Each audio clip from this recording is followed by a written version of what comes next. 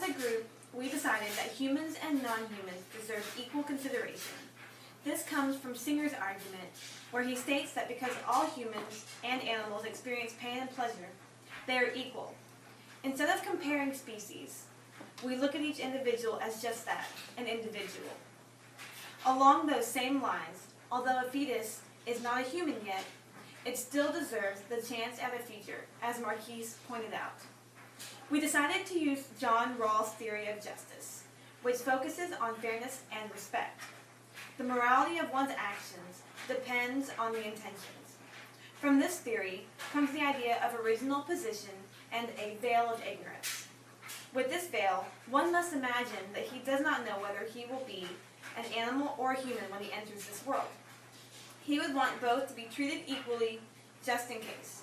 He wouldn't want to be the animal who was in the slaughterhouse, still conscious, right about to be killed. He also wouldn't want to be an unwanted fetus that was about to be aborted and have his future taken away. Therefore, the moral status of an animal and human should be equal. Animals, like humans, feel pain and pleasure. So like Singer said, we should keep their interests in mind when deciding how to treat them. For example, a dog walks and enjoys being playful, so you can see it in his actions by the way he wags his tail and shows affection. A dog also feels pain. It will cry out if he gets stepped on. So it should be treated fairly, as all animals should. As we have discussed, animals are treated very badly by the Industrial Society of America. For instance, in the article by the Washington Post, "They Die Piece by Piece," animals at a rate of about 309 livestock per hour are executed and immediately turned into various assortments and cuts of beef at modern slaughterhouses of today. Many of them still fully aware and conscious of their fate as it unfolds. According to this article written by esteemed staff writer Joe B. Warwick, the veteran staff of one of the meat corporations testified that I have seen thousands and thousands of cows go through the slaughterhouse process alive. The cows can get 7 minutes down the line and still be alive.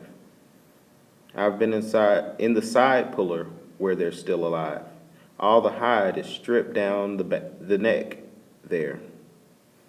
Cows still go alive every day. When cows go alive, it's because they don't give me time to kill them, says another executioner or person that puts them down before the process begins. From these testimonials and quotes, the connotations and implications that can be inferred from these are truly negative towards all modern beef plants in America. Our second portion of our argument, in our argument on abortion, we assert the belief that as soon as an egg is fertilized and conception has taken place, there is a life that has begun its journey. There are various ways of aborting a conceived fetus. According to Planned Parenthood, the early ways, of course, is in the form of a pill. The methods of aborting a more developed fetus are more gruesome, including the aspiration of the womb, which is when they vacuum out the contents of the uterus, including the young baby. Another popular way of proceeding with an abortion is called dilation and evacuation, which is basically when they induct the mother's delivery, which causes premature birth and death if it not simultaneously. According to the BBC, the fetus is never anything other than human from conception, and therefore has a right to life from that time. The implications of this statement hold true to the very root of our argument that no child, fetus, or fully grown should be robbed of the opportunity of living the life that they have been set in motion to live. Let us take a moment away from our compelling arguments to evaluate possible counter-arguments. For example, a well-known philosopher named Michael Pollan wrote an article on the subject of eating animals. Pollan argues that species means everything, rejecting Singer's argument for speciesism by stating that each animal plays its specific roles by being eaten or being used in a specific way. By denying the animal its role, you're denying it its identity.